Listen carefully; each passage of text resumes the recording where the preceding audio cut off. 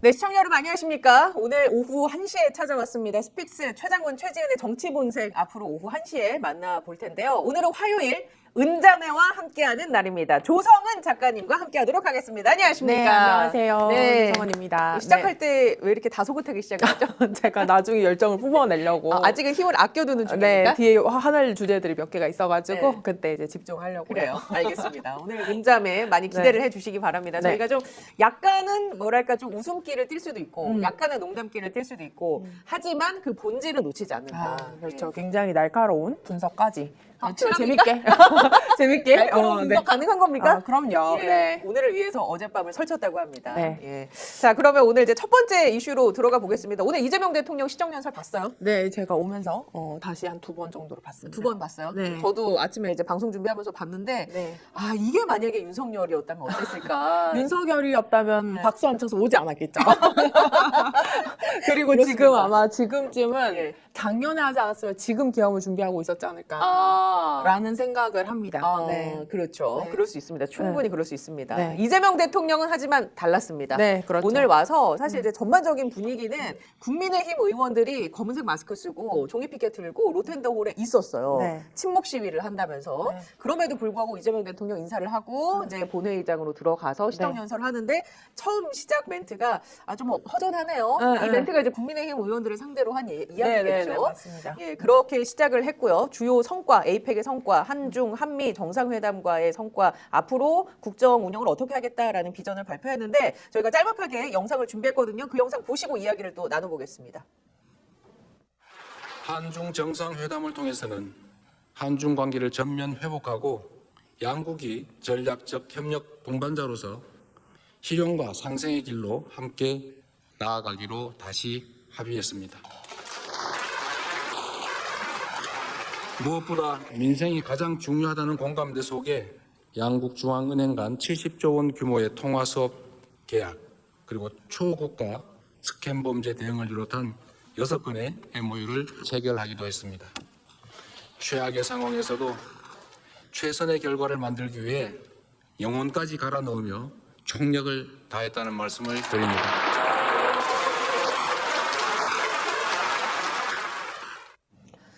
영혼까지 갈아 넣었다라는 표현을 썼습니다. 정말 그 표현이 맞는 것 같습니다. 짧은 시간 안에 준비한 이 에이펙 네. 정상회의, 영혼까지 갈아 넣었다라는 표현에 대해서는 어떻게 생각하십니까? 아마도 제가 어떤 다른 영상에서 봤는데 아마 법제처장님의 영상이었던 것 같습니다. 이재명 대통령이 그 점심시간 때 대통령 이제 용산에서 이제 구내식당에서 같이 직원들과 밥을 먹고 일을 하려고 뛰어 올라간다라는 그런 영상 어제 봤어요. 그래서 그 참 열심히 살았던 20대의 이재명과 대통령 이재명이 달라지지 않았다라는 그런 이야기를 했는데 아, 저도 그 얘기하는 거 듣다 보니까 그 짤을 봤습니다. 인터넷 게시판에 도는 그 사진 짤이었는데 뭐냐면 이재명 대통령이 걸어 다니면서도 이 보고서를 보고요. 맞습니다. 바디춤을 올리면서도 보고서를 보고요. 이렇게 노안이 와서 네. 약간 이렇게 하는데 소파에 앉아서도 보고서를 네. 보고 계속 뭔가 종이 뭉치를 들고 다니면서 걸어 다니는 복도에서도 종이 문서를 보는 네. 그 장면을 이제 저도 봤거든요. 네, 맞습니다. 예. 이번 그 에이펙 정상회담, 많은 국민들이 에이펙이 이렇게 재밌었나 싶었을 거예요. 그리고 맞아요. 이번에는 그 에이펙의 어떤 사전 행사였던 CEO 서밋부터 시작해서 굉장히 중요한 인사들, 모두 이제 다 참여를 했었고, 그런 부분들에서 이제 이것이 자연스럽게 뭐 미국도 올지도 몰랐고 사실 중국도 올지도 몰랐고 굉장히 불안정한 그 전 세계 정세 중에서도 기어코 이제 모두 다 참석을 시켰다.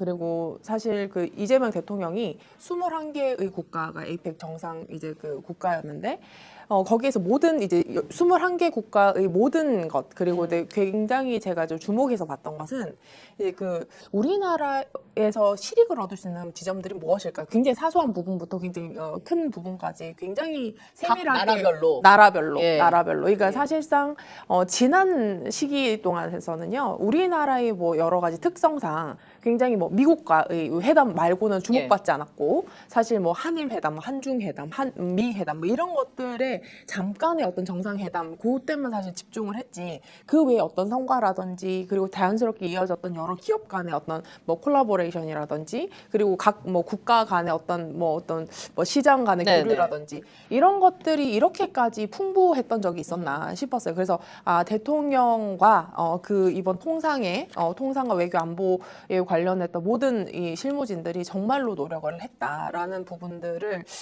그냥 거의 모든 그 회의 장면에서 느꼈습니다. 네, 맞습니다. 정말 종합 예술을 보는 것 같은 그런 느낌이었는데 외교는 이런 거지 이런 느낌이 좀 들었어요. 네. 맞아요. 네. 이렇게 해야 정말 국민들의 그 마음을 채워줄 수 있구나. 네, 이 정도 맞습니다. 노력을 해서 만들어낸 결과구나. 맞습니다. 싶었어요. 그리고 이게 기존에는 굉장히 이제 뭐 제한된 이슈였죠. 이제 뭐 북한 이슈는 굉장히 뭐 이렇게 어떤 뭐 미사일이라든지 이런 것들은 굉장히 안보적인 것. 그리고 외교도 굉장히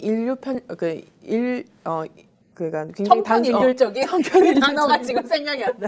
천편일률적인 건 그리고 굉장히 이 어떤 외교가 시장을 활성케 한다라는 것들은 지난 정권에서는 사실상 그게 이제 많이 활력을 그렇죠. 보지 않았어요. 그냥 우리가 다시 상기해 보면 문재인 정부 때 이제 그 판문점 회담 직후에 이 경기 북부가 굉장히 이제 그 주민들이 이제 집값이 올라갔다라는 그런 예. 환호 외에는 굉장히 외교 안보 그리고 어떤 이런 국제 행사와 시장이 같이 이렇게 움직이는 경우는 잘 없었을 겁니다. 맞습니다. 그래서 이렇게 외교 안보를 잘 하니 이렇게까지 시장이 모든 산업들이 발전할 수 있구나. 심지어는 방산도 예. 기존에는 굉장히 군사적인 부분으로 이제 제한이 됐었는데 이제는 뭘 팔 수 있을까?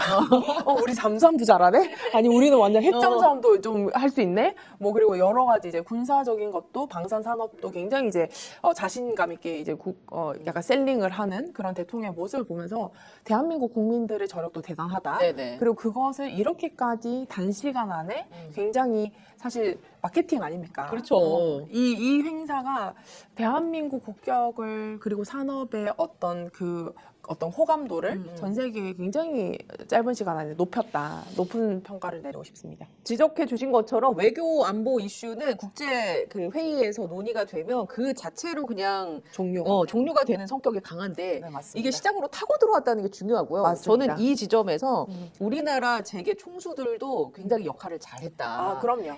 그 정부에서 만들어온 이 분위기를 본인들의 섹터로 끌고 오는 역할을 굉장히 잘했다. 네, 맞습니다. 특히나 그 젠슨 황과 현대차 정의선 회장과 네. 이재용 회장과 최태원 회장 네. 이렇게 뭐 만나서 재벌들끼리 했잖아요. 만났는데 왜 그렇게 재밌었는지 그래서 인터넷에 보면은 네. 예를 들면 이재용 회장이 그 숙소인가 어디에서 커피숍을 지나쳐 가는데 네. 커피숍 직원분이 회장님 커피 한 잔 드릴게요라고 해서 커피를 대접을 했나 봐요. 네. 그랬더니 다시 5만 5만 원을 줬다고 네, 하고 네, 네. 그리고 젠슨 황에게 가죽 자켓을 사인 받은 네. 남성이 인스타에다 본인 짤을 올렸어요. 그 그러니까요. 과정을. 네. 이런 게 하나하나 다 문화가 돼서 젊은이들에게도 우리나라의 어떤 브랜드적 가치, 네. 우리나라 글로벌 브랜드가 세계에서 어떤 인정을 받고 있는가 저는 다시 한번 좀 그걸 환기시키게 됐거든요. 저는 이게 굉장히 이번 에이펙에 대해서 여러 가지 다각도로 이제 평가를 하고 싶은 것은 일단은 우리나라 기업인들이 굉장히 적극적으로 이제 그리고 어떤 단순히 자기 기업의 이익뿐만 아니라 대한민국 국익을 위해서 열심히 노력하는 모습을 보였고 그 이전에 사실은 기존의 어떤 민주당이나 어떤 진보 정권들이 출범하면 어떤 대기업간과 이제 약간 대립적인 관계를 설정을 하는 듯한 이런 모습 네. 그리고 사실 야당일 때 또 어떤 범진보 정당들은 대기업에 대해서 약간 적대시하는 그런 좀 문화들이 있었는데 이재명 대통령 굉장히 실용주의적인 부분들을 강조를 하면서 그리고 지금 본인이 하시고 계시는 이제 외교 안보 그리고 여러 가지 시장적인 노력이 기업과 협력하지 않으면 불가능한 이제 성취다라는 것을 굉장히 잘 알아서 이번 최태원 회장부터 시작해가지고 각 기업의 총수들과 굉장히 긴밀하게 협력을 했던 것 같아요. 그리고 저번 그 에이펙 정상 한참 전에도 여러 이제 기업 총수들과 많은 이제 대통령실에서 이제 회의를 했던 장면들이 기억이 나는데요. 그런 부분들이 어떤 식으로 이제 실질적인 회의를 했구나. 그 결과물이 이번 에이펙 정상회담에서 또 CEO 서밋에서 예. 굉장히 잘 나타났구나. 이런 부분들을 굉장히 느꼈습니다. 떠올려 보시면 윤석열이 시장에서 떡볶이를 먹었을 때가 있습니다. 그때 이재용 회장이 마지못해 떡볶이를 먹는 모습. 뒤에서 안 먹었어요. 그 김동관 회장은 이거 뭐야? 뭐 이런 표정으로 앉았어요. 그런 상황과 지금의 이재명 대통령 시기에 재벌들 총수를 보면 아 이제 좀 할 일 하는구나. 그리고 굉장히 떡볶이 안 먹어도. 그러니까 자신의 일을 다하면 좋겠다. 다하면은 이제 성과가 나겠구나라는 그런 그 자신감을 우리 그 기업 총수들한테서도 받고 그리고 이번 젠슨 황과 이제 여러 회동들이 정말 그 전 세계를 달궜지 않습니까? 저도 거의 뭐 치킨 들고 나오는 장면부터 시작해서 이제 뭐 여기 그 뒤이어서 이제 지포스 행사에서 이제 어떤 만담하는 것까지 다 이제 잘 지켜봤는데요. 확실히 다른 차이점을 느꼈습니다. 그러니까 재벌 2, 3세와 창업자의 어떤 그 쇼맨십은 좀 다르구나. 뭐가 달라요? 그 왜 재벌 그 창업자 이제 재벌 이건희 회장 같은 경우. 그렇죠. 아, 이건희 그러니까 이재용과 이제 정의선 두 회장들은 사실상 어떤 2, 3세 재벌 2, 3세의 어떤 그 전문 경영 수업을 받았던 그런 사람들이잖아요. 젠슨 황은 이제 자기 손으로 약간 좀 이뤘잖아요. 이러니까 분명히 협력 관계와 어떤 대외적인 이미지에서도 굉장히 조금 터프하고 약간 좀 그 활력 있고 그리고 막 그 장소를 그리고 한국과 어떤 좋은 무드를 갖고 가겠다. 여기를 단순히 그냥 어떤 뭐 대한민국 정부화가 아니라 대한민국 국민을 열광시키겠다라는 그 지점을 봤어요. 근데 그 사람이 이끌어 나오니까 그 이재용 회장과 그 다음에 정의선 회장 역시도 굉장히 거기 부응해서 익숙하지 않은데 최선을 다하려는 그런 이제 무드에서 굉장히 이제 좋게 느껴졌던 부분들이 아마 그런 걸 겁니다. 근데 이제 조성은 작가는 한때 기업을 경영하기도 네. 하지 않았습니까?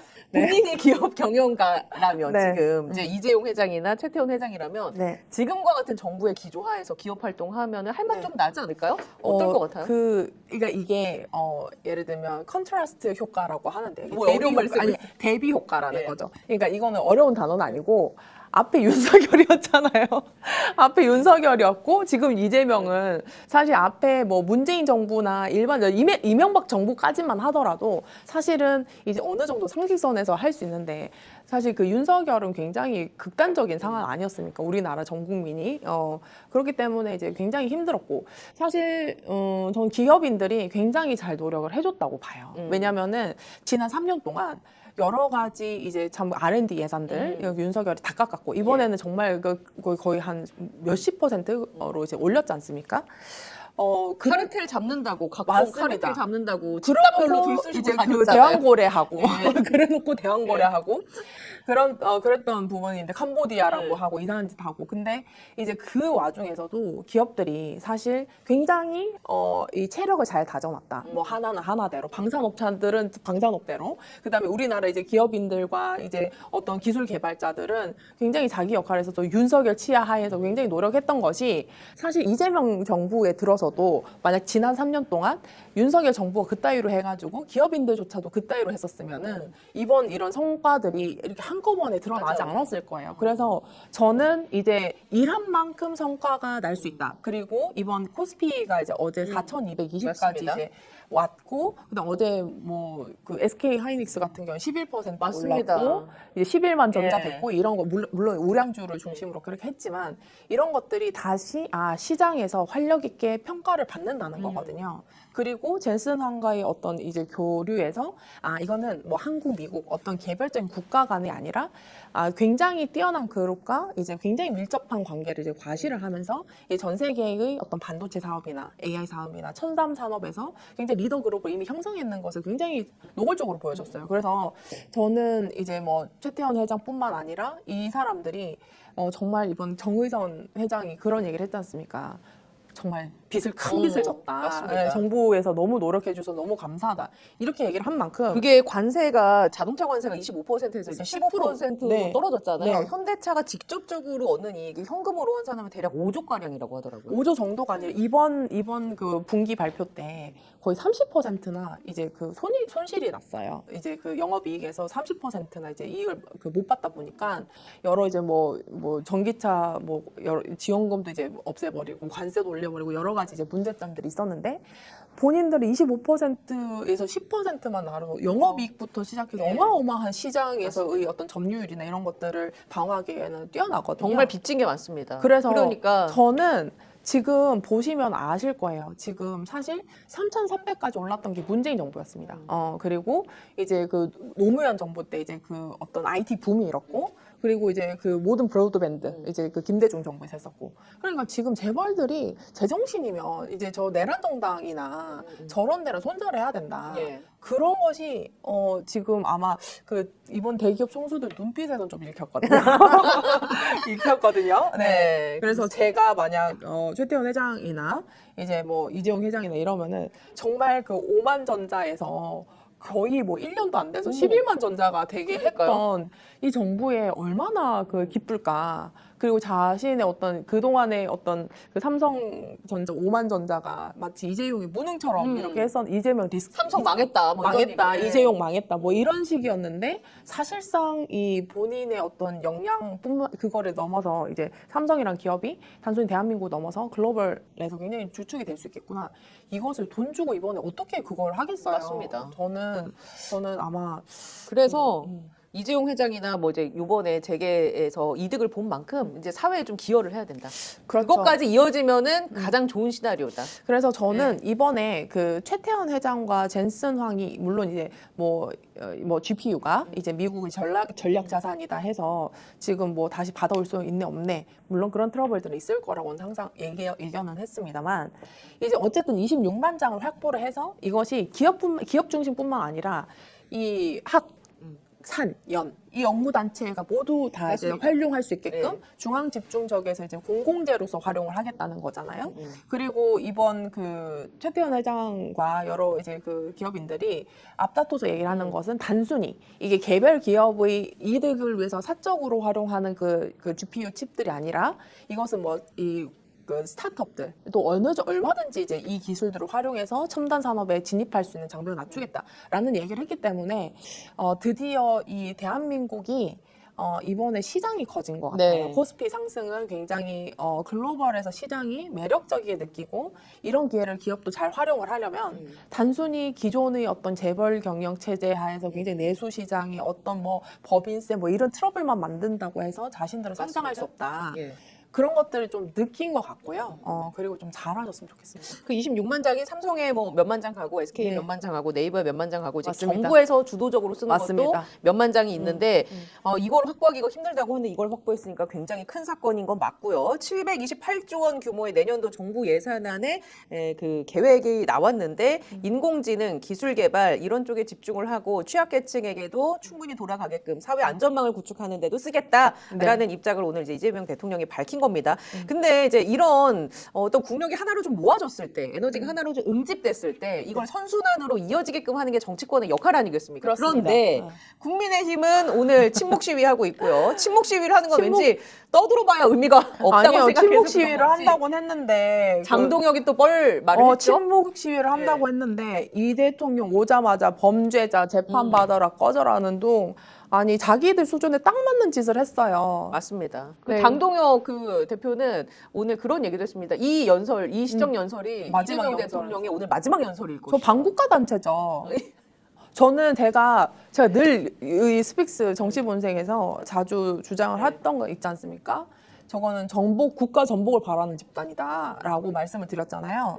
근데 저는 사실 정말 절망을 했습니다. 제가 이번 그 에이펙 그 성과가 어제 국민의힘이 경북도에 가서 예. 그 이철우 경북도지사의 성과지 이재명의 성과가 아니다. 26만 장도 나경원 대표가 그 기업들의 성과를 도둑질한 거지 이런 소리를 했습니다. 예. 저는 사실 이런 거예요. 저는 이제 여러 이제 그 국민의당과 3개월 있었지만 저기 내란 정당과 이제 그 어떤 그것들 다 봤잖아요. 다 봤는데 그 민주정당이 시장에서 굉장히 강력한 힘을 갖는구나라는 것을 어디서 느꼈냐면 자유롭고 경쟁하고 그리고 약자들이 도태되지 않는 그래서 누구나 충분한 어떤 그 자신감을 갖고 기회를 갖고 네. 그 도전할 수 있는 환경이라는 게 굉장히 사실 도덕책 속에 있는 말 같지만 그것이 갖고 있는 그 정부와 시장에 불어넣는 활력이라는 거는 차원이 다르구나 이런 생각을 했어요. 근데 기존의 보수 정권과 여기서 뭐라고 했습니까? 낙수 효과. 뭐 돈 주면은 맞아요. 이제 뭐 거기서 뿌려져 나오는 대기업 뭐 감세하고 그렇죠. 부자 감세하면 네. 그 돈이 밑으로 흘러 들어간다. 그렇죠. 하지만 그렇지 않다라는 걸 우리가 몇십 년의 경험을 그렇습니다. 통해 알게 되지 않습니까? 그렇습니다. 그리고 지금 이제 뭐 대기업들이 일자리를 만들고 뭐 이런 것들을 중심으로 했는데 사실은 지금 대기업이 일자리를 만드는 거는 전체 근로자 수의 굉장히 이제 소수입니다. 중소기업과 중견기업, 중소기업과 자영업에서 이제 그 사실 자기 고용에 가까운 그런 것들이 훨씬 더 이제 막 압도적으로 많죠. 그렇기 때문에 이제 정말 그 경제 자체에 대한 인식과 그리고 이제 시장을 대하는 태도라든지 이런 것들은 사실 지난 4년 동안의 정부, 그러니까 예를 들면 이재명, 문재인, 그다음 노무현, 김대중, 그리고 반대로 윤석열, 박근혜, 이명박, 그리고 이제 뭐 노태우까지 이렇게 뭐 그 전두환 빼고 이렇게 하면은 참 압도적이지 않나라는 생각이 들어요. 그래서 저는 그 보수지라고 하는 언론들도요, 지금 4,200이 언제 봤던 숫자라고 붕괴. 4,100 넘으니까 4,100 붕괴. 무너져. 저는 올해 제일 최저가 윤석열 탄핵 전후로 2280 맞아요. 2284였는데 여기서 2배 가까이 올린 그러니까. 겁니다. 얼마 만에? 그 거의 6개월 6개월 만에 그 2배를 가까이 올렸고 역대 보지 못했던 거예요. 근데 이게 단순히 이재명 대통령만의 어떤 성과는 아니죠. 그동안 이제 기업들이 전 세계에서 굉장히 대한민국 기업들이 노력했던 성과이긴 하지만 그것이 코리아 디스카운트라고 해서 굉장히 저평가 받았던 것이 이제는 바로 평가받게 하는 과정들이 정권 교체와 이제 내란 세력 진압과 저기는 시장에 어떤 그 다른 어떤 그 위협이 발생하더라도 충분히 빠르게 제자리로 돌아오는구나. 그것을 이제 전 세계의 어떤 그 자본들에게 사인을 줬던 것이고 사실 다른 나라 지금 미국도 뭐 민주주의의 뭐 본류처럼 얘기를 했지만 지금 난리가 났지 않습니까? 유럽도 마찬가지고 어떻게 보면 민주적 질서라든지 시장적인 질서라든지 이런 부분에서 그리고 기술적인 첨단 어떤성이라든지 이런 것들이 가장 뛰어났게 사실 지금 대한민국인 것이 돋보이고 있었요. 그리고 저는 또 너무 이렇게 명비어 첨가하는 거 아니겠죠? 근데 이제 제가 봤을 때는 그런 부분들이 있습니다. 조지아주 사태, 대한민국 국민들 그리고 초고도 기술자들을 감금했던 그 사태가 사실 이렇게까지 멋지게 전화위복의 계기로 삼을 수 있었나라는 그런 부분이었어요. 그래서 되려는 사람은 뭐 넘어져도 다 잘 될 어떤 그런 상황이 만들어지는 아니 생각해보면 지난 12월 3일에 12.3 계엄 선포 이후 이제 11개월이 됐습니다. 네. 저는 11개월쯤 지나면 이제 오늘 11월 4일이니까 그러니까 딱 이제 한 11개월 달 남은 거죠. 됐고 이제 한 달 있으면 1년이 되는데 맞습니다. 이 정도 시간이 지나면 내란에 가담한 세력들이 얼추 정리가 되지 않았을까. 계엄 터지고 난 이후에 우리 사회가 굉장히 혼란스러웠지만 우리나라 국민은 하니까 이재명 대통령은 하니까 11개월이 지난 지금 뭔가 좀 청산이 되지 않았을까 싶은데 아직도 이 되게 빈약해 보이는 거예요. 네. 그 이야기는 국민의힘과 내란 세력들 그 부역했던 사람들의 생명력, 끈질긴 생명력이 진짜 대단하다라는 차원에서 말씀을 드려봤고 추경호 전 국민의힘 원내대표가 오늘 이제 구속영장이 청구가 되면서요. 어제 청구됐나요? 하면서 이제 앞으로 영장 실질 심사를 하기 위해서는 국회 본회의를 한번 넘어야 되겠습니다. 맞습니다. 네. 근데 추경호 전 원내대표의 입장은 본인이 특검 가서 진술한 바에 따르면요.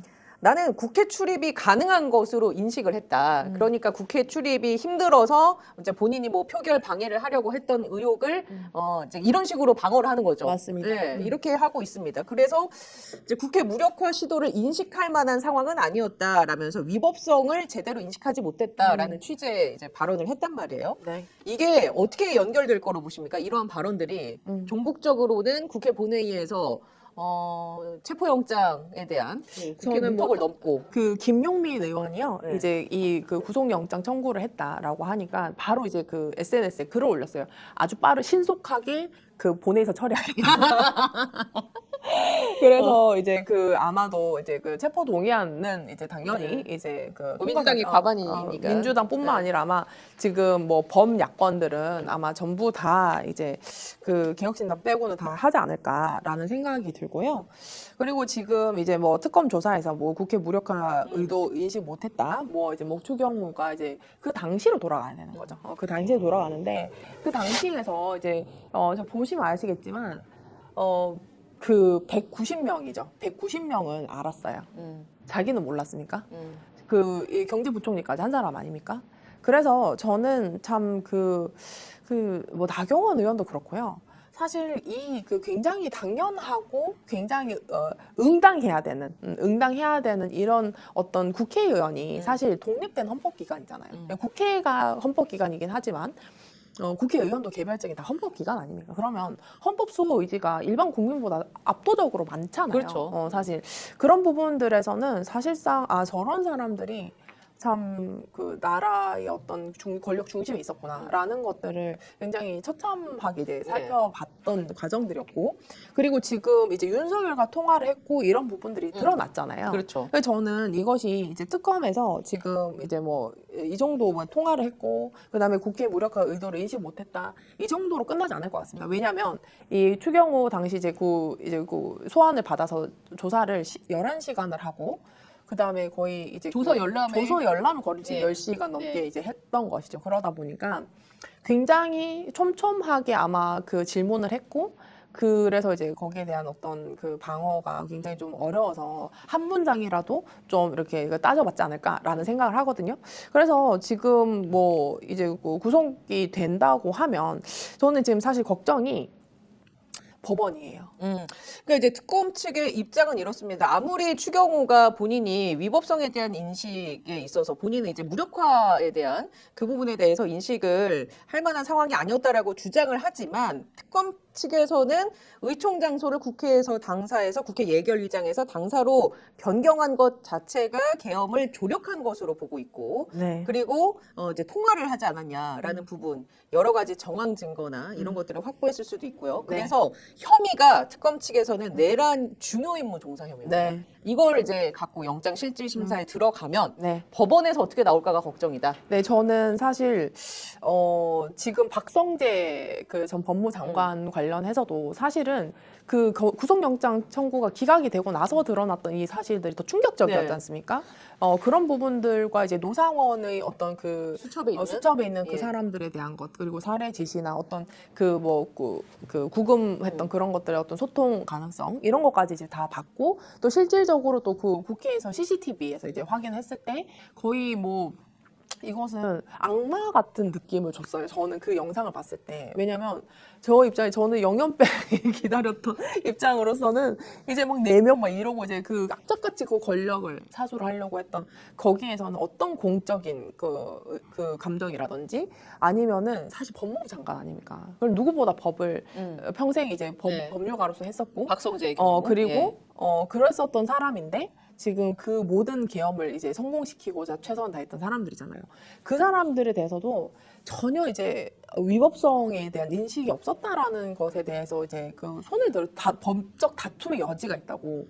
근데 지금 그 뒤에 어떻게 됐습니까? 최혜병 특검에서 지금 뭐 임성근 사단장은 구속이 됐지만 그 외에 나머지는 이제 다 기각됐죠. 외압에 관련했던 사람들은 전혀 이제 그 뭐 다툼 충분히 조사했고 다툼의 여지가 있다고 또 풀어줬지 않습니까? 그 추경호도 그럴 가능성이 있다고 보는 거예요. 저는 추경호가 그 국회의원이었고 이런 부분들이어서 저는 사실 정말 그 한덕수의 CCTV 정도의 증거가 아니라면 또 한 번 이런 좌절이 있을 수도 있을 것 같다. 저는 이제 수원지법 삼총사들이라고 이제 3인방 이렇게 했던 그 사람들에게 다시 재배당이 된다면 조금 많이 걱정은 됩니다. 뭐 당연히 구속해야 되는 거는 너무 당연한데 지금 사실 뭐 내란 특검보다 이제 뭐 국회에서 아무리 또 통과를 시켜줘도 거기에서 이제 번번하게 좌절을 당했기 때문에 저는 사실 좀 많이 다를 것 같습니다. 또 이게 단순히 권성동 권성동 구속영장 청구랑 또 다르지 않습니까? 왜냐면 이제 권성동은 증거가 너무 빼박이었고 그리고 또 개별적인 어떤 그 부패 행위였잖아요. 뇌물. 그런 뇌물이었기 때문에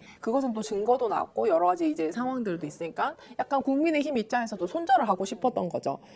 너의 어떤 책임, 너의 부패 행위, 그리고 뭐 김건희 뭐 알아서 하고 우린 잘 모르겠고 이런 상황인데 지금 추경호의 어떤 구속영장이 청구가 돼서 인용되기 시작하면 그 위법성이 거의 내란 그 주요 임무 종사에 대한 어떤 1차적인 법적 판단이 그렇죠. 되잖아요. 그런 상황에서 지금 추경호가 이제 그 구속영장으로 인용된 이 상황들이 이제 여기서는 오늘 이렇게 얘기했습니다. 국민의힘이 전쟁이다. 이것은 전쟁이다. 이것은 전쟁이다라고 얘기를 했어요. 그렇기 때문에 저는 여기서는 이제 이건 이제 무슨 기차를 타느냐? 그 내란 정당 해산의 기차를 탄다. KTX를 타는 길이에요. 그래서 여기에서 조희대나 여러 법적 기득권이라든지 여기에서는 방해 행위가 있지 않을까라는 생각은 걱정은 됩니다. 자, 그 말씀해주신 부분에 있어서 좀 의견을 정리하면 박성재 얘기를 저희가 잠시 후에 다루긴 할 건데 박성재 거는 사실 제가 봤을 때는 특검의 화살이 검찰로 가느냐 마느냐의 중차대한 그 입문 기록, 맞습니다. 이제 심우정 그리고 이제 김주현 민정수석까지 이제 검찰 라인들을 조준하기 위한 어떤 첫 시작을 네. 박성재로 봤는데 1차는 기각이 됐어요. 네. 다시 재청구한다고는 하지만 이제 그 얘기는 조금 뒤에 하도록 네. 하고 그러면 이제 추경호 거는 제가 봤을 때는 이제 국민의힘 연루된 정말 내란 정당 해산으로 가는 맞습니다. 그 첫 출발이 될 것이냐 아니냐의 맞습니다. 차원인데 지금 보도에 따르면 국민의힘 내부에서는 추경호의 구속영장이 기각될 것으로 보는 의원들이 네. 상당히 많은가 보더라고요. 맞습니다. 그 이유로는 계엄을 해자는 과정에서 당 의원들끼리도 혼선이 있었다. 그리고 이 과정에서 추경호가 어떤 주도적으로 뭔가를 했다라는 증거가 지금 뭐 몇 달간 조사했지만 안 나오지 않느냐. 라면서 오히려 만약에 기각이 된다라고 하면 본인들의 희망 회로로 역풍으로. 역풍으로 이제 이걸 몰고 가려는 정치적인 의도가 있는 거죠. 맞습니다. 이거 봐라. 지금 이제 한 당을 이렇게 공당을 이렇게 지금 죽이려고 하는 거냐. 야당 탄압 아니냐. 이런 식으로 이제 몰고 가지 않을까. 무리한 정치 수사다. 뭐 이런 프레임으로도 나오지 않겠습니까? 그렇죠. 그래서 내란 특검 자체를 무력화시키려고 하는 그런 메시지들이 줄을 이뤘고요. 그래서 이제 오늘 이제 뭐 이재명 대통령의 시정 연설, APEC에 굉장히 우리나라에 올해 가장 중요했던 그 외교 안보 무대를 잘 호스트로서 선거를 치렀던 이 시정 연설조차도 이제 그 보이콧을 하고 이제 무슨 정말 그 입에 담을 수 없는 막말을 해가면서 지금 이렇게까지 온 거는 정말 이제 그 위기인데 예. 저도 사실 이런 부분들이 내란 특검 입장에서는 사실 구속영장 청구를 안 할 수 없었을 거예요. 안 할 수 없었을 거다. 근데 왜냐면은 사실상 이제 뭐 구속영장 청구가 기각이 되면은 1차적인 책임은 사실 그 법원에 있죠. 법원에 있고 그 다음에 이제 뭐 내란 특검도 사실은 굉장히 공격은 받을 겁니다만 이것은 뭐 사실 국가가 전복이 돼서 이제 뭐 군사 독재 독재 국가 될 뻔했다가 이렇게 바로 잡는 과정인데 뭐 그 정도는 어느 정도 좀 감내를 해야 되는 상황 같고요. 그러나 이제 그 지금 이제 제가 봤을 때도 그런 부분들인 겁니다. 제가 생각하는 이 지점에서 굉장히 이제 계산을 하고 있다는 거죠. 국민의힘 의원들이. 그래서 그러나 지금 추경호의 어떤 그 뭐 통제 안에 있었다. 혹은 이제 지금 지금 당시 이제 국민의힘 의원들 중에서도 한 20명 정도는 이제 사실 계엄을 이제 해제를 하려고 이제 노력을 했지 않느냐. 여러 가지 아마 방어를 많이 할 겁니다. 그러면은 지금 국민의힘이 이 기각 추경호의 기각과 아니면은 이제 영장 실질 심사에서 통과가 돼서 이제 영장이 발부가 되는 두 가지 시나리오를 우리가 그려보고 네. 각각의 어떻게 전개가 될 것 같아요? 국민의힘 의원들 플러스 국민의힘 짤막하게. 그럼 뭐 국민의힘은 아마도 이제 그 장외 집회 하러 가지 않을까. 영장이 발부가 되면 네, 영장 발부되면은 이제 사실상 목을 닫고 이제 목 씻고 기다려야 되는 입장인 거죠. 왜냐면 그 다음에 사실 저는 그 내란 당시에 지금 뭐 누구죠? 이제 그 내란 당시에 추경호 원내대표와 이제 그 계엄을 이제 해제 막으려고 했던 집단들이 1차적으로는 그렇게 했지만 사실 윤석열 체포하고 그 이후에 내란 선동이나 내란 동조에 대해서는 사실상 45명 정도는 굉장히 깊게 관여를 했단 말이에요. 그걸 유지를 했고 지금도 그 사람들이 지도부에 있고 장동혁도 그 당시에 이제 뭐 충청이나 어디 이렇게 윤호긴 집회 가면 마이크 들고 거의 뭐 할렐루야 정도로 막 했었던 사람인데 지금 당대표가 됐지 않습니까? 그렇기 때문에 제가 봤을 때는 지금 이제 이 특검에서 만약에라도 이제 추경호 구속영장 청구가 이렇게 인용이 됐다라고 하면 사실 저는 이 내란 선동 45명까지도 이제 모두 다 이제 수사를 확대할 수 있는 굉장히 큰 동력이 될 것이고. 그러니까. 그래서 저는 이번에 굉장히 국회가 중요할 것 같아요. 왜냐하면 지금 뭐 민주당이 과반해가지고 이제 구속영장 그 통과를 시켰다라는 것이 아니고 저는 이제 뭐 조국 혁신당부터 시작해서 거의 190석에 가까운 뭐 모든 이제 사람들, 그러니까 그때 당시에 이제 모든 사람들이 사실상 이제 모든 협력을 해서 그렇게 해가지고 아마 좀 법원을 압박할 수 있는 수단이 그게 유일하지 않을까라는 생각은 좀 듭니다. 그래요. 알겠습니다. 이제 국민의힘이 내란 정당의 길로 가느냐, 아니면 아니 이거- 내란 정당이죠. 예, 그러니까 내란 정당은 이제 국민적 감정은 맞는데 네, 네. 법적으로 어떤 네. 해산까지 네. 이르는 그 과정의 출발점에 추경호가 첫 타자가 되느냐, 아니면 이제 이게 혹시나 이 법원의 그 말도 안 되는 판결로 인해서 또 판이 뒤집혀서 국민의힘이 이걸 이슈 삼아서 또 끌고 가는지 이 부분을 좀 날카롭게 지켜봐야 할 것 같습니다. 네. 예. 자, 그리고 박성재 얘기 나온 김에 그럼 해보고 네. 다음 주제로 넘어갈게요. 박성재 전 장관 얘기해 주신 것처럼 구속영장 기각이 된 이후에 나온 혐의들이 더 충격적이죠. 무시무시합니다. 네. 아니 그런 문건을 작성했을 거라고는 생각을 못했는데 일단 어제 나온 보도에 의하면 검찰 특활비 삭감 그리고 검사 탄핵 관련 문건을 작성해라라고 지시를 했고 네. 이제 이 문건을 휴대폰에 저장해서 그 다음에 이제 안가 회동할 때 이거를 공유한 거 아니겠느냐라는 의혹이 있습니다. 일단은 비상계엄 해제 다음 날 네. 이런 모든 일을 펼쳤다는 건데 이게 뜻하는 바는 박성재 전 법무부 장관이 윤석열의 계엄 선포를 좀 법적으로 정당성 있게 보이려는 네. 그런 문건 작성이 아니겠느냐라는 이제 의도로 해석을 할 수가 있겠고요. 그리고 이게 굉장히 조직적으로 움직였다. 본인이 통상적인 업무를 했을 뿐이라고 주장을 했지만 그 업무 밖을 벗어난 것일 수도 있다라는 해석도 할 수 있겠고요.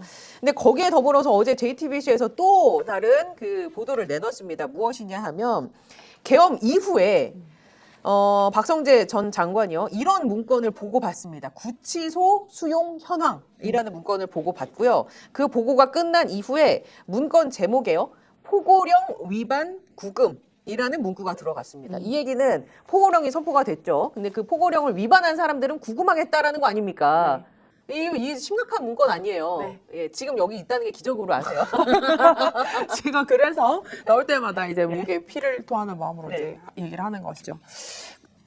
사실 약간 추경호 전 원내대표의 구속영장과 이제 지금 이어서 좀 판단을 했을 때는 예. 사실 저는 이제 박성재 법무장관은 먼저 재청구를 하지 않을까라는 판단을 했어요.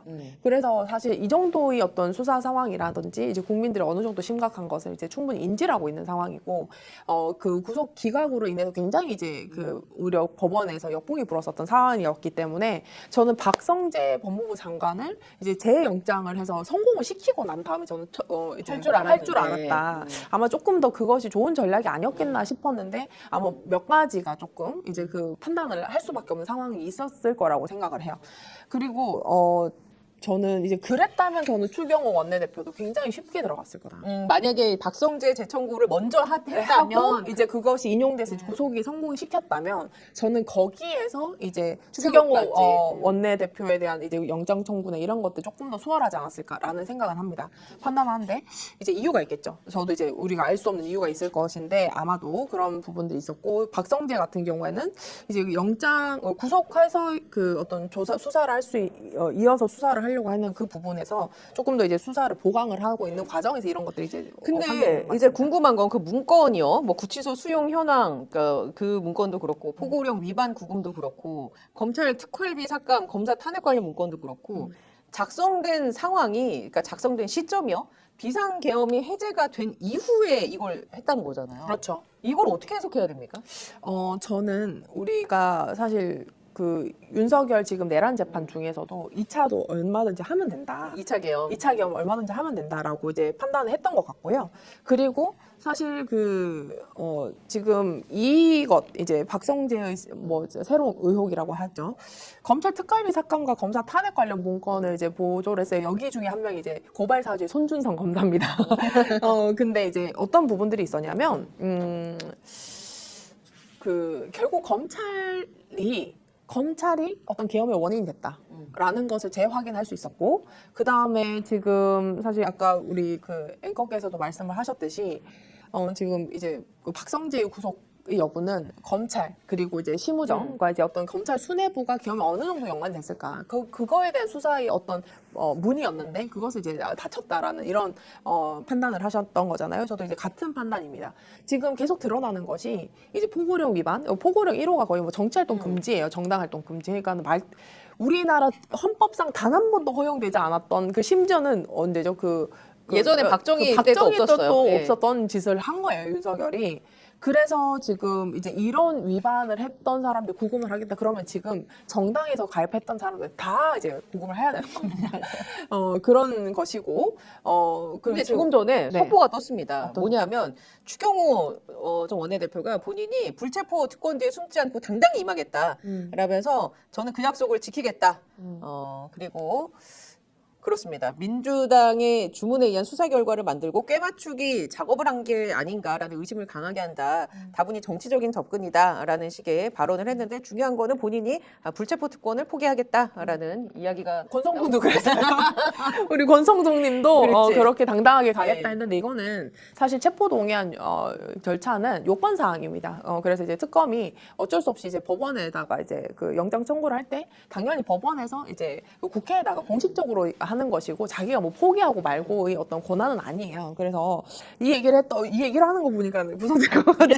우리 이제 아마 이제 조금 네. 아까 우리가 그 추경 원내대표의 건에 대해서 말씀을 나눴던 그 사안처럼 자기도 어느 정도 자신 있는 부분들이 있어서 그치. 이런 네. 것들을 얘기를 하지 않았을까. 이제 조금 혹시라도 기각이 되면 이게 약간 또 훨씬 더 좀 증폭을 시키려고 했던 그런 취지 아닌가 싶습니다. 자, 그리고 이제 박성재 얘기로 다시 돌아와서 이제 박성재가 어떤 그 검찰을 가기 위한 관문이라고 생각했다라는 지점에는 이제 동의를 하고, 혹시 뭐 이제 추가적으로 뭐 박성재의 이런 문건과 관련해서라든지 네. 아니면 이제 재청구했을 때의 결과라든지 이런 부분에 대해서 코멘트 해주실 거 있습니까? 저는 사실 그 박성재를 이렇게까지 재수사를 해서 재청구할 필요는 없었다고 봐요. 그래요? 왜냐면은 그 당시 이미 그 전날 한덕수 재판에서 CCTV가 나온 것만으로도 사실 그 CCTV가 영장 청구 때 그 실질심사 때 이제 이미 제출이 됐지 않습니까? 그렇기 때문에 이 위법성 인식이나 이런 것들은 정말로 헛소리였고, 재판부도 그런 것들을 받아준 게 문제였다라는 게 그 당시에 이제 그 대다수의 여론이었어요. 왜? 하루 전날 다행히도 공개 재판에서 그 한덕수의 어떤 그 국무회의에서의 그 장면들이 전 국민이 이제 봤던 그 상황이었기 때문에, 그래서 저는 사실 그 오히려 이 정도로도 충분하다라는 그것으로 이제 사실 밀어붙였어야 됐지 않을까라는 판단을 하고 있었고요. 그리고 그럼에도 불구하고 재청구가 된다고 하면 재청구를 이미 했었어야 됐고, 저는 이번에는 반드시 구속된다고 판단. 이번에는 구속이 된다. 네. 왠지 저 조스트라다무스의 예언이 그때 당시 이제 근데 한학자 총재 맞췄고 권성동 네, 맞췄고 권성도 윤석열, 김건희 여기를 순서 다 맞췄는데, 저는 이제 이런 느낌에 전 다음이 박성재 갈 것 같아요. 그래서 그런 얘기는 또 뭐냐, 추경호가 안 들어갈 것 같은 거야. 느낌이. 왜냐면 저번에도 어떤 게 있었냐면 그때 당시에 한덕수 영장이 먼저 청구가 됐고 권성동이 뒤늦게 됐잖아요. 근데 제가 그 조스트라다무스 할 때 권성동이 간다 했는데 먼저 청구한 게 한덕수네? 기각이 됐지 않습니까? 근데 저는 사실 이번에는 박성재가 가고 박성재 100%인데 추경호 애매하다? 추경호가 먼저 들어갈 것 같진 않아요. 먼저 들어갈 거. 그래서 제가 예. 그런 부분들이 조금 아쉽다. 그래서 이제 그 순서, 저희 느낌대로 순서를 잡으면은 박성재 이제 전 법무장관이 먼저 영장 청구가 돼서 이미 이제 구속이 됐어야 되는 상황이었다라는 거죠.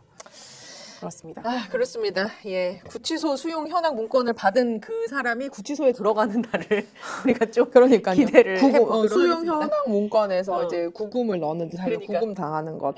그래서 저는 지금 문건 작성 뒤에 삼청동 안가 해동을 했다고 했지 않습니까? 저는 근데 우리가 지금은 굉장히 그날의 기억을 잊어버렸어요. 왜냐면은 이제 워낙 많은 일들이 있었고 워낙 그런데 많은 인물들도 나오고. 그렇습니다. 근데 제가 판단할 때는 이것은 어떤 범죄는요, 그 범죄 현장으로 돌아가야지 그 정확한 판단을 할 수 있습니다. 근데 이것이 사실 그 비상계엄 해제 다음 날도요, 윤석열은 멀쩡하게 나왔어요. 그리고 뭐 탄핵 어쩌고 난리야도 듣지도 않았어요. 그리고 2차 담화를 언제 했습니까? 그 다음 날 했죠. 그러니까 지금 일시적으로 윤석열이 12월 3일 날 계엄 선포를 하고 그 다음 날 박성재는 이제 그 검찰 특활비 삭감이랑 뭐 탄핵 관련 문건을 이제 막 만들었고, 그리고 이제 문건 작성 뒤에 안과 해동을 했고, 그 다음 날 윤석열은 2차 이제 담화를 발표를 한 거죠. 그리고 그 다음 날 그 손준성이 무죄가 됐습니다. 유죄에서 갑자기 그 둘이 전화를 했던 거죠. 그러니까 그 검사 탄핵 문건도 이제 아마 같은 맥락에서 잘 준비가 되지 않았을까라는 생각을 하고 있고요. 그래서 저가 제 생각했을 때는 그 당시에 어떤 부분들에서는 자기들은 좌절하지 않고 수정해서 재시도를 아마 노렸지 않겠나. 그러니까 아예 판이 다 뒤집어져서 우리 이제 큰일 났다 이게 아니라 아니고. 야, 무슨 소리야 이거 조금만 수정하고 이거 맞습니다. 다시 기회 봐서 하면 돼라는 맞습니다. 생각을 언제든지 다시 맞습니다. 할 수 있다. 왜냐면 내 뒤에는 극우가 있고 마가 세력이 있고 음. 미국이 있고 그렇습니다. 그래서 저는 윤어게인 있고 그때 당시엔 윤어게인이 나타나지 않았지만 저는 이것이 어떤 판단을 했을까? 저는 이를 봤을 때는 비상계엄 해제도 그날 새벽 한 3시 반? 4시 정도 이제 그 촬영을 하고 이제 그 발표가 됐지 않습니까? 그것도 저는 이 추후에 발생했던 이런 위법성을 빠르게 이제 해소를 하려고 전략상 그렇게 한 발 물러서고 또 하자, 준비하고 또 하자라는 판단을 가능하다. 이제 그 아마 안과 해동에서 이제 이런 논의를 하지 않았을까라는 생각이 듭니다. 예, 알겠습니다. 근데 이제 윤석열이 재판에 계속 안 나오다가 최근 들어서요, 이제 재판에 나오고 있습니다. 네. 근데 아마 이제 본인이 전략적으로 좀 판단하는 것 같아요. 이 재판은 내가 나가야겠다. 뭐 이 재판은 안 나가도 되겠다. 이런 판단을 하는 것 같은데, 네. 곽종근 전 사령관이 나오는 재판에 이제 꼬박꼬박 나오고 있어요. 근데 어제 충격적인 증언이 나왔습니다. 이제 곽종근 전 사령관이 한동훈 잡아오라고 총으로 쏴서 죽이겠다 이런 말을 윤석열이 했다는 거 아닙니까?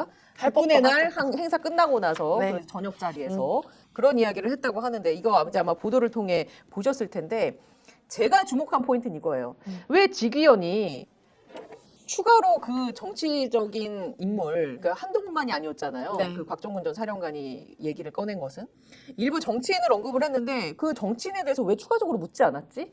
직위원이 만약에 물었다면 이게 어떻게 이어지냐면 뭐 이재명도 나왔을 그쵸. 것이고 뭐 조국도 나왔을 그쵸. 거고. 홍장원 전 차장이 맞습니다. 예전에 언급하지 않았습니까? 국회에 네. 나와서 네. 그 명단을 불러주길래 미친놈인 줄 알았다. 속으로 미친놈인 줄 알았다 이 생각을 밝히지 않았습니까? 맞습니다. 그 명단과도 비교를 해볼 수가 있고 노상원 수첩에 있는 그 체포 리스트 있죠? 네. 그 명단과도 대조를 해본다면 명확하게 곽종근 전 사령관이 거짓말하는 게 아닐 확률이 매우 높고 윤석열이 일찌감치 이날 10월 1일 국군의 날 이때 뭐 전이 됐든 이때쯤이 됐든 일찌감치 계엄 비상대권에 대한 꿈이 있었을 수 있고 네. 그걸 실행하기 위해서 홍장원이라든지 노상원이라든지 이런 사람들을 이용하려고 했을 수 있지 않나. 네. 이런 연결고리가 다 만들어지는 건데 왜 직위원이 그냥 한동훈 얘기만 듣고 그냥 그러고 깜짝 넘겼지? 놀라서 깜짝 놀라가지고 예예 뭐 이렇게 한 거죠. 그래서 저는 이제 첫 번째 이제 중요한 지점입니다. 이제 윤석열이 왜 다시 재판에 나올까라는 부분들은 저는 한덕수 재판 때문이라고 봐요. 왜냐하면 이제 그 한덕수 재판이 기존에 이제 그 방조의 재판이었다가 이제 내란 임무 주요 종사자의 재판으로 변경이 됐습니다. 그 재판부의 의지로. 그리고 지금 어떤 그 결심 공판까지 11월 중으로 다 마무리 짓겠다. 그래서 최소한 이제 그 선고를 12월 중까지 하겠다라는 이진관 거죠. 판사가요? 이진관 예. 판사가요. 예, 그렇기 때문에 이제 어떤 상황이 되냐면 내란 임무 종사가 사실 그 한덕수의 재판이 이렇게 변경됨으로써 어마어마한 사실 의미가 있는 거예요. 왜냐하면 이게 내란 임무 종사, 내란의 주요 임무 종사가 이게 기존에는 사실상 군사 행위에 가담을 했던 경우에만 사실 그 내란 주요 종사로 이제 판단했던 기존 판례가 있었던 것이고요. 그럼 지금은 사실 추경호 같은 경우에도 그러면은 비상계엄 해제를 한 것만으로도 이제 어떤 주요 내란이 완성되는 사실 그것도 하나의 내란이 완성되는데 반드시 필요한 요건이기 때문에 그것을 이제 협력했을 때 이것을 단순히 방조가 아니라 주요 임무 종사로의 어떤 고의를 판단할 것인가라는 표결을 해제 방해하려고 했던 그렇습니다. 것이 왜냐하면 계엄이 유지되기 위해서는 이제 국회 표결이 여러 요건이 있는데. 반드시 이제 실패를 해야 되는 부분들이기 때문이죠. 그리고 이제 국무회의도 반드시 필요한 요건이지 않습니까? 그렇기 때문에 지금 어떤 상황이냐면 기존의 우리나라의 어떤 기존 내란 재판들은 기존 정부를 이제 쿠데타로 뒤엎고 군사 행위로 반란 행위로 사실 성공시켰던 이제 쿠데타이기 때문에 거기서는 뭐 국무회의라든지 여러 요건들이 성립할 여건들이 없었죠. 그냥 오직 성공한 쿠데타는 뭐 처벌할 수 그렇죠. 없다라는 맞아요. 그런 막말을 이제 해서 그렇게 이제 처벌을 이제 넘긴 것뿐이고요. 결국은 다시 이제 처벌을 받았고 지금 이런 경우에는 헌법과 이제 법률에 이제 예정됐던 이 절차를 갖다가 어떻게 이제 판단할 것인가라고 했을 때 이것을 내란, 이 군사행위 없는 이제 국무위원들이 지금 국무위원들이 그 유효한 행위로서 어떤 부서를 하는 걸로 이 내란 주요 임무를 이제 인정을 할 것인가 굉장히 중요한 판결입니다. 그렇기 때문에 만약 여기에서 유죄가 나오면요, 여기 참여했던 사실 뭐 최상목이라든지 박성재라든지 국무위원들에 대한 이제 내란 앞으로는 총 들지 않아도 내란 행위로 간주가 될 수 있어라는 이런 굉장히 중요한 판례가 사실 이진관 판사가 첫 번째로 하게 되는 겁니다. 왜? 직위원은 늘어졌잖아요. 그렇죠. 자기들이 그냥 윤석열 안 나오는 바람에 늘어졌습니다. 일단 사법부에 대한 신뢰가 없는 상태에서 이게 그렇습니다. 진행이 되고 있는 거죠. 그렇습니다. 그렇고 지금 사실 그나마 여러 재판 중에서 신뢰를 얻고 있는 것이 이진관 재판부고 이진관 재판부도 사실 그런 욕심을 좀 내시는 것 같아요. 내란 주요 임무 종사에 대한 어떤 법리나 첫 번째 어떤 그 판례를 갖고 이제 작성하는 것이 1심이긴 하지만 이진관 재판부가 될 것이거든요.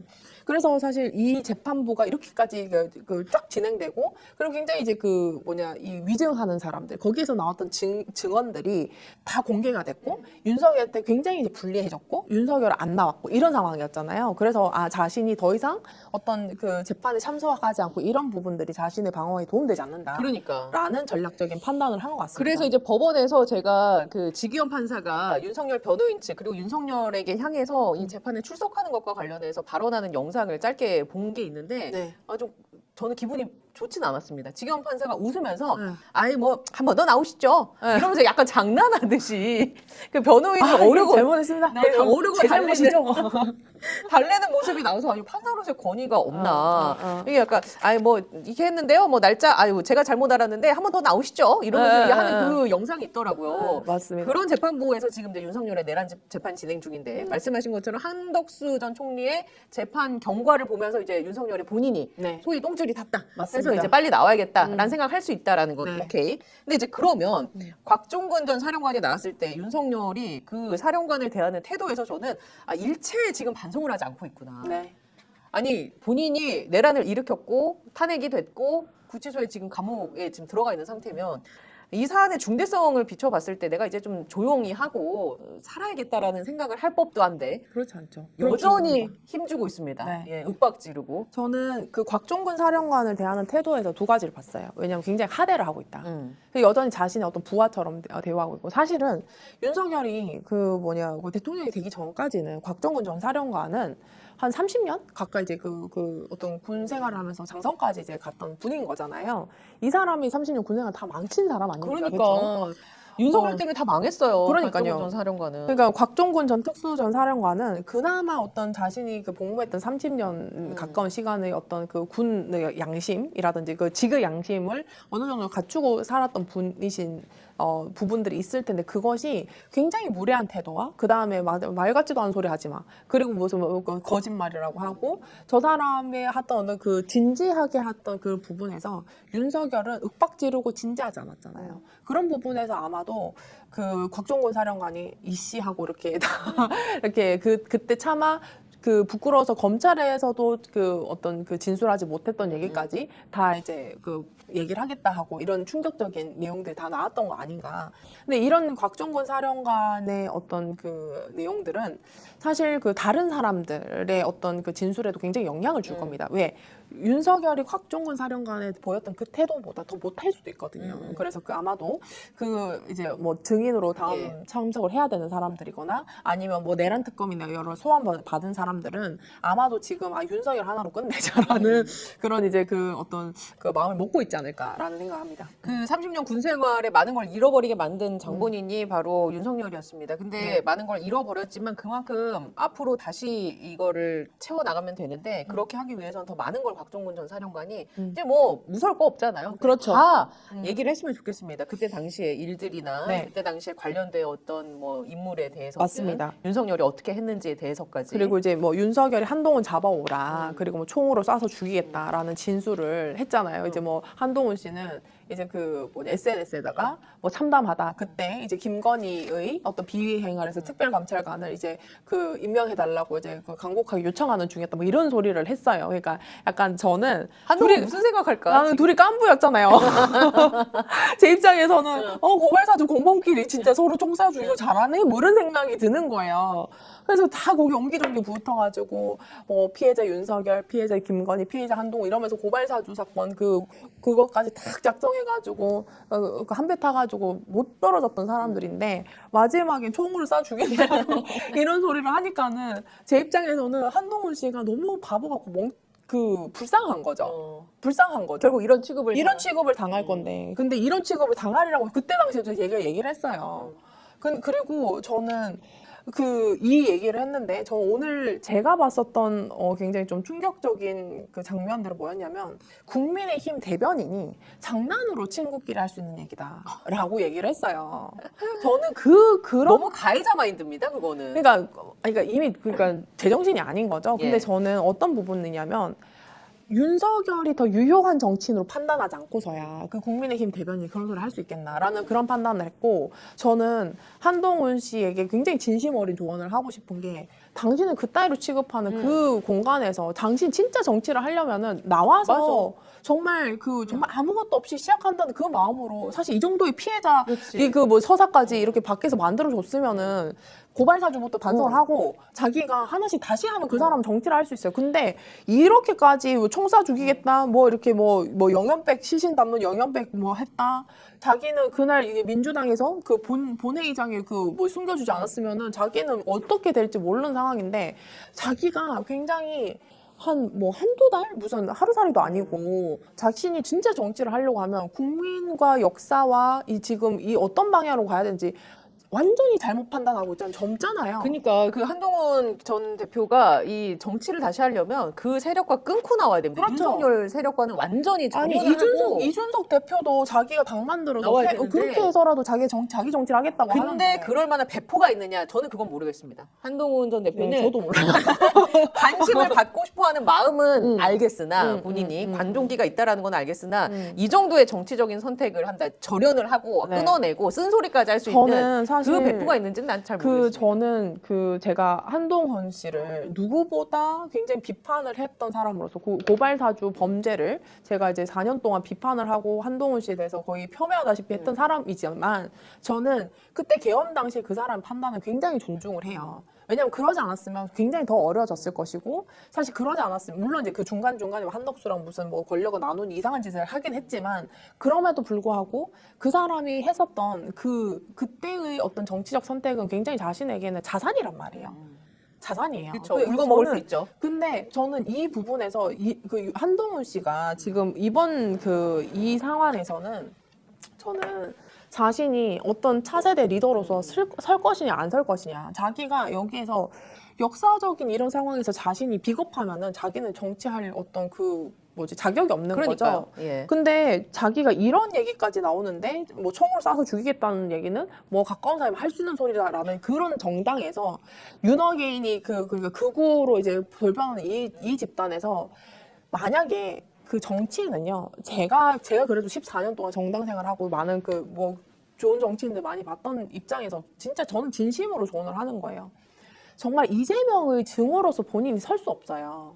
그리고 국익을 생각하면 이재명 대통령이 잘하는 거는 자기가 평가를 해줄 수 있어야지 자기도 지도자급이 돼요.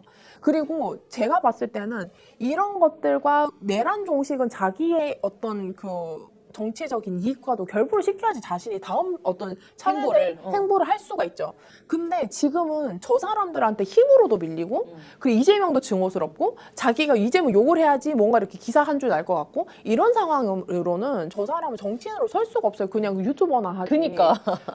근데 저는 자신이 갖고 있었던 윤석열과 정말 질긴 인연으로, 심지어 제가 만약에 이걸 끊고 나오면은 제가 고발사주 사건은 제가 이제 그 한동훈 씨 빼고 이렇게 뭐 제가 뺀다고 뭐 빼지는 건 아니겠지만 저는 사실 아까운 부분도 있어요. 이 사람이 이렇게 판단하지 않았으면 그때 사실 탄핵도 안 됐을 거고 우리는 더 어려운 상황을 사실 직면했을 수 있다. 근데 그래서 이 사람의 역할을 분명 평가를 해줘야 되는 부분도 있어요. 그러나 근데 본인이 그걸 자기가 다 걷어차고 있지 않습니까? 그러니까 그 부분이 젊잖아요. 왜 그리고 자기가 자신감이 없습니까? 단순히 한 몇천 명이라도 데리고 당으로 시작해가지고 이길 자신을 해야죠. 그럼 사람들이 어느 순간 기회를 줄 수도 있을 텐데. 그런 삶을 안 살아봤으니까. 한동훈은 네, 그냥 제가 남들이 깔아놓은 판에 자기가 열심히 하면 승승장구하던 그런 판에서만 놀아봤으니 네. 자기가 주도적으로 자기 세력을 만들어서 자기의 정치적인 메시지를 담아서 끌고 갈 만한 카리스마나 끌고 갈 만한 역량이 될까 하는 지점에서 이제 의문점이 물론 생기는 제가 이제 지난 4년 동안 한동훈 씨에 대해서 제가 평가를 했던 거는 한동훈의 인생은 윤석열이 다 만들어줬다. 친윤 검사, 잘 나가는 친윤 검사, 친윤 특수통 검사 이런 그것을 굉장히 이제 그 윤석열이 만들어준 인생 아닙니까? 솔직히 비대위원장도 윤석열 네. 쫓아내고 이제 꽂아주고 이렇게 했잖아요. 그럼에도 불구하고 자신이 이 선택을 했던 것은 정말 저는 사실 굉장히 추경을 보십시오. 나경원 보십시오. 얼마나 형편없습니까? 그런 사람들에 비해서는 분명히 저 사람이 그래도 법률가 양심이 있나 보네? 라는 그런 생각을 저도 잠깐 했단 말이죠. 근데 그 뒤에 모습 왜 이렇게 못났냔 말이에요. 저는 유튜브에 댓글로 달아요. 한동훈 유튜브에 지금 이 마음 절절한 마음을 담아서 아니 예. 그러고 싶진 않고요. 그렇게 좀 안 됐다. 예. 불쌍하다. 네. 자, 이렇게 해서 오늘 조성은 작가랑 함께 저희가 은자매 찾아오는 화요일에 은자매 토크를 한번 나눠봤습니다. 네. 아무튼 뭐 이런저런 얘기 잘 들었습니다. 네. 예. 보내드리기 전에 광고를 좀 하도록 하겠습니다. 스픽스와 더 착한 보험 파트너스가 우리 시청자분들 위해서 자신있게 준비를 했습니다. 자동차 보험과 운전자 보험인데요. 최저가, 최적의 상품으로 안내를 해드리고 있습니다. 비교가 필요한 거 알고 계시죠? 자동차 보험이요. 지금 가입한 회사가 제일 저렴한지 최적인지 점검을 한번 해보시죠. 그리고 운전자 보험도 같이 많이들 가입을 하실 텐데 운전자 보험 가입했으니까 문제없다? 아닙니다. 매번 제도와 법은 바뀌고 강화가 됩니다. 여러분의 운전자 보험 제대로 준비가 있으신지 확인 한번 해보시죠. 없는 분도 이미 가입되어 있는 분들도 상관이 없습니다. 31개 손해보험사의 자동차 보험, 운전자 보험을 비교 분석해서 안내를 해드리겠습니다. 더 착한 자동차 비교 견적 스픽스 운전자 플랜 자신있게 준비했으니까요. 1644-1226번으로 지금 바로 연락 주시고요. 그리고 내일 날씨가 많이 쌀쌀해졌는데 따뜻한 아랫목이 그리워질 때 필요한 겁니다. 대한민국 난방가전의 명가 1월에서 준비를 한 초특가 기획전인데요. 취향에 따라 두 가지 프리미엄 매트 중에 선택하시면 되겠습니다. 아랫목 온찜 매트 그리고 카본 원목마루 매트인데요. 아랫목 온찜 매트는 전력 70W로 하루 종일 뜨끈뜨끈하게 사용하실 수가 있습니다. 전기료 걱정이 없고요. 심지어 물 세탁도 가능합니다. 7중 안전장치로 온종일 안심하고 주무실 수 있습니다. 그리고 카본 원목마루 매트 고가의 탄소 열선을 사용을 해서요. 내구성이 뛰어나고요. 깊은 온기를 선사합니다. 고급 원목마루 디자인으로 집안 분위기도 좀 멋스럽게 해주고요. 고급스럽습니다. 미끄럼 방지 처리돼 있고요. 15시간 자동 온오프 기능으로 안전하다고 합니다. 두 종류의 프리미엄 매트 초특가 기획전 가격으로 만나보시기 바랍니다. 올겨울 1월 매트로 따뜻하고 건강하게 보내시기 바랍니다. 자, 오늘 조성은 작가와 함께한 이 시간 여기서 마무리를 하도록 하겠습니다. 고맙습니다. 감사합니다.